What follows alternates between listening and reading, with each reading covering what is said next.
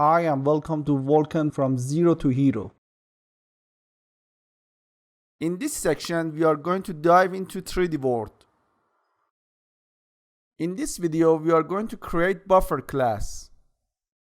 Welcome back. In the previous video, we've learned how to use 3D tools like 3D Max. Now we need to add some classes to our framework in order to load and render our 3D scene. Go to mesh.edge and now it's time to declare a class and let's call it mesh. Mesh should inherit from WObject class.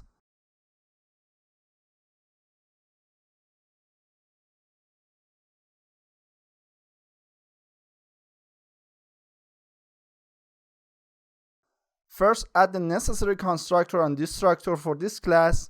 After this, we need a function called load with the following parameters. Actually, load is responsible for getting vertices and indices data of primitives. Also, this function needs to have all the information about size and number of vertices and indices. We need another function for drawing these primitives. Let's call it draw, and because of using WObject as the base object, we should override release function in derived class.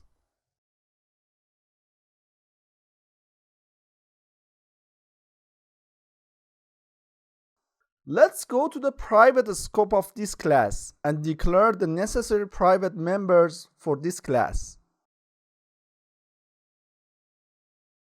We need to store graphics device as a shared pointer, count of vertices and indices, and also vertex point attributes.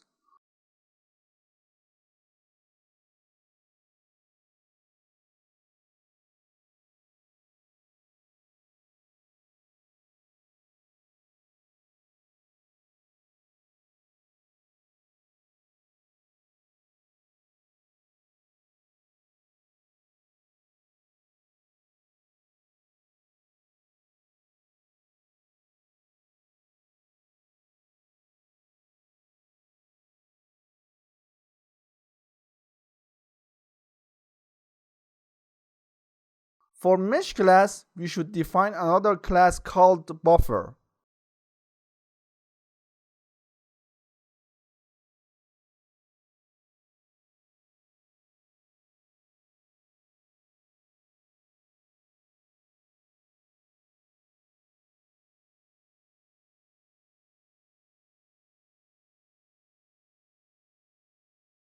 Same as mesh class, this class should inherit from WObject class.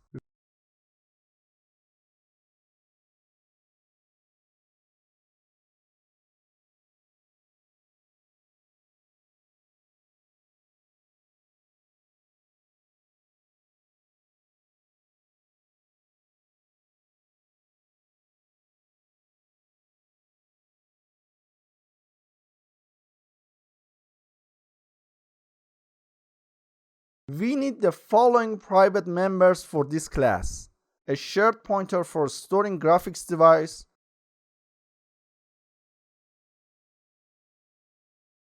a boolean variable for checking the state of buffers mapping, a pointer for storing mapped data, a Vulkan buffer from type of VK buffer,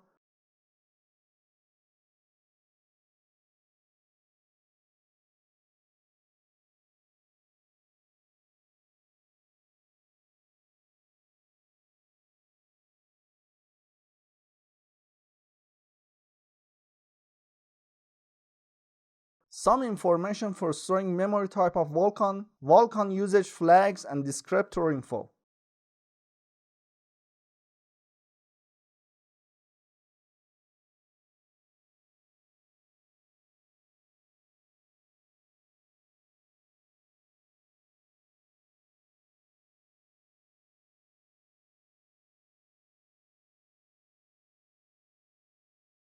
Now we should declare buffer functions. First, we need an allocate function for allocating memory for this buffer. The allocate function needs the following input parameters: a shared pointer to graphics device, size of buffer in bytes, usage flags of Vulkan buffer and memory property flags.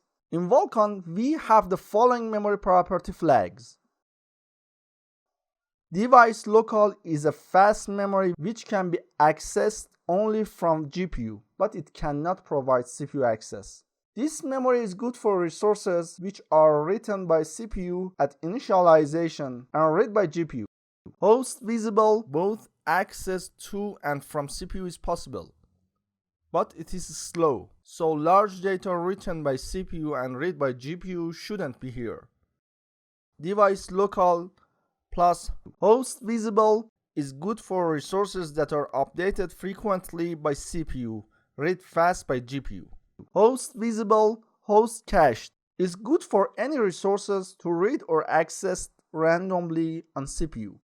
The next function is bind, which is responsible to bind this buffer to bindings.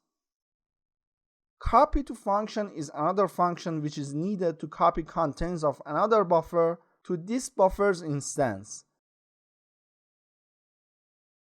And we need the following functions such as map for mapping buffer and read back data from GPU to CPU. Unmap, end the procedure of mapping data. Flush, buffer can be explicitly flushed to force the buffer to be written, and finally free, which releases all data of buffer.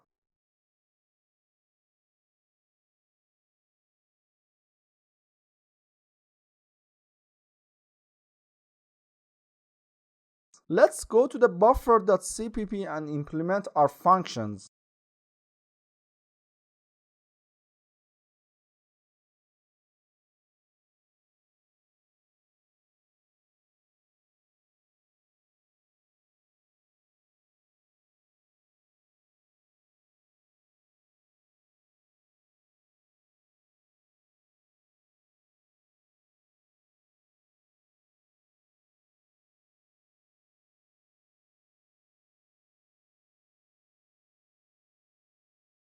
First, in the constructor, set the initialized values for members of this class.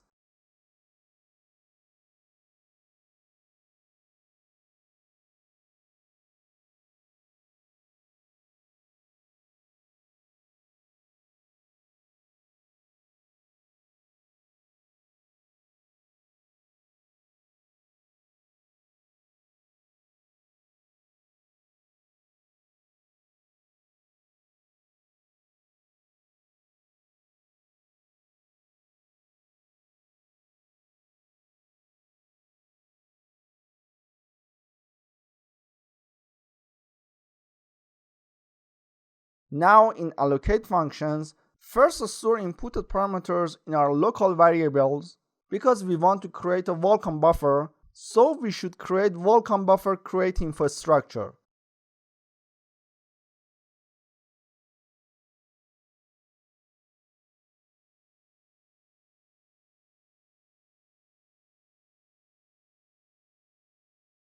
This structure should contain the following informations: type of Vulkan structure, which is vk structure type buffer create info, null pointer for next, 0 for flags, and size of buffer in bytes. The usage flags of buffer, type of sharing mode, which is sharing mode exclusive, queue family index count, and queue family indices. Now call vk create buffer function, and this function will create a Vulkan buffer for you.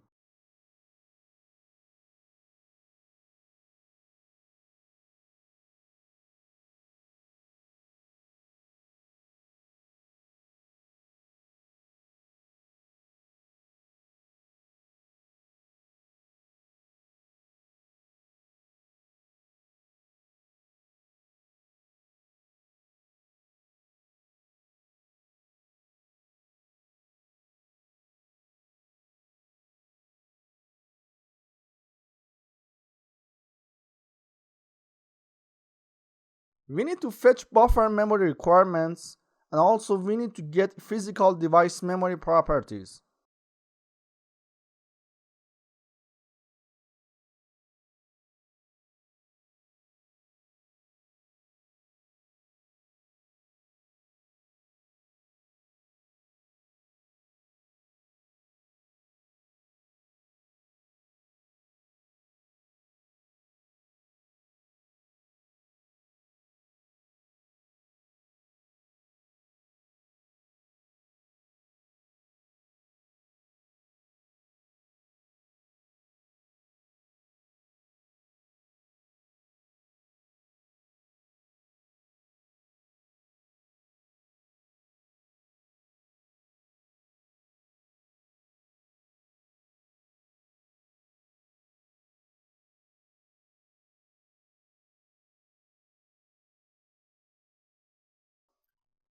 Previously, we created a static function called memory type from properties in our framework. So we can use this function to find the available memory type index of memory properties.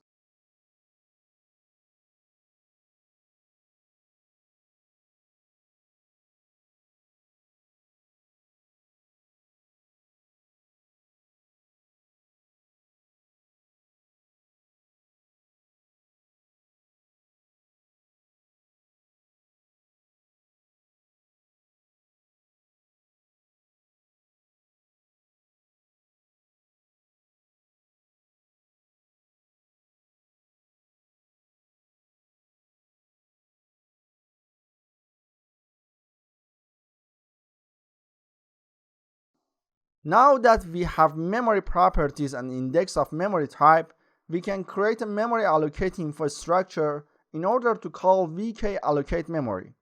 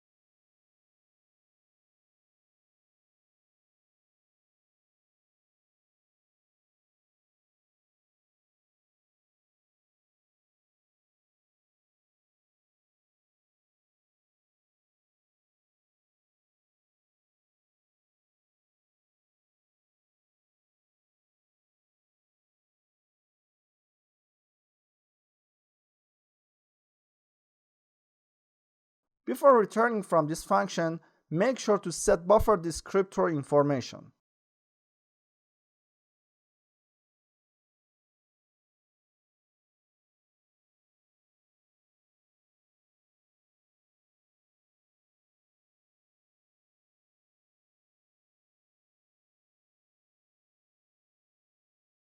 In bind function, we just need to call vk bind buffer memory and then check the return result of this function.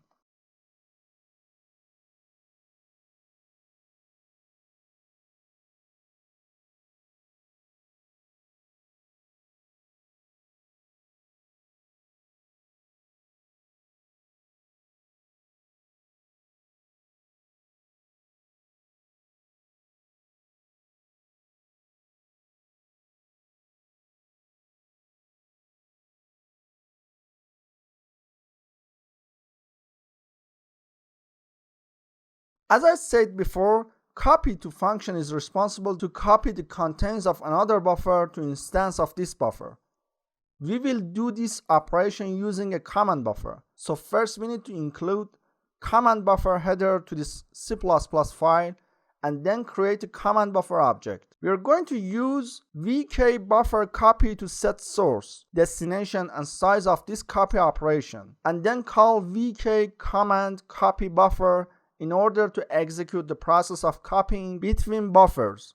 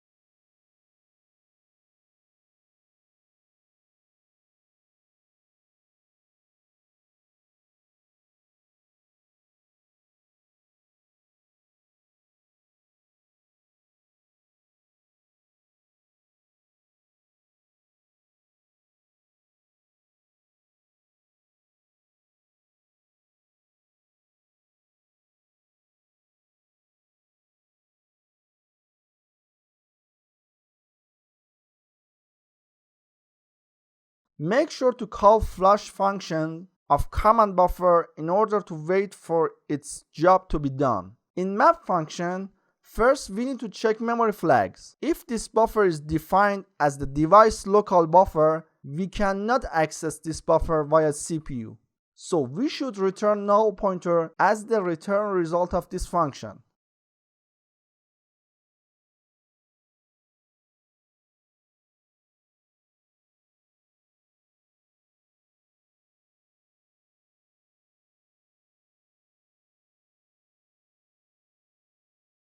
If the if condition is not valid, then in the next line of code, we should map memory of buffer. If data is mapped successfully, then we should set true to mapped variable and return our mapped data.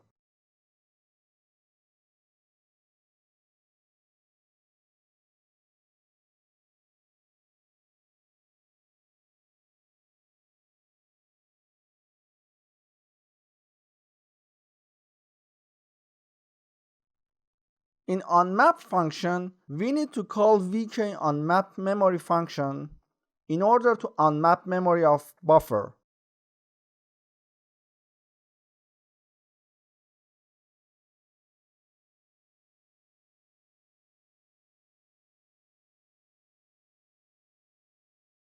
Set false to mapped variable and also set null pointer to mapped data.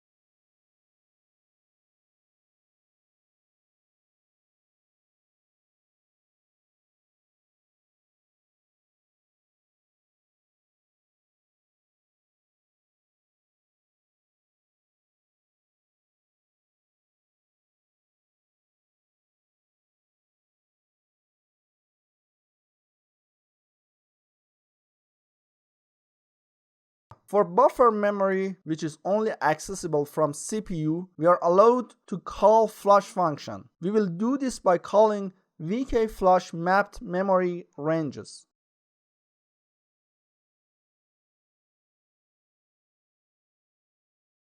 In free function, if data was mapped, first call onMap function, then destroy buffer and its memory.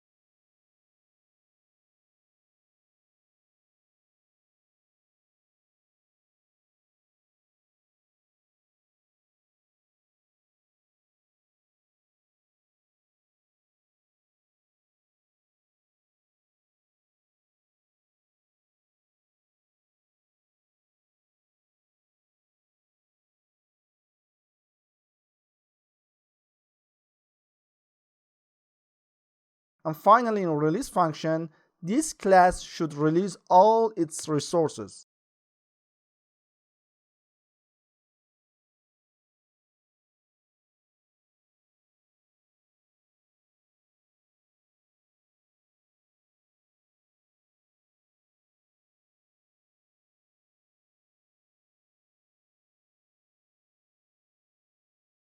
Nice. For the final step, we need some public functions to allow read access to some private members. Also, we need a setData function which is responsible to copy our data to buffer.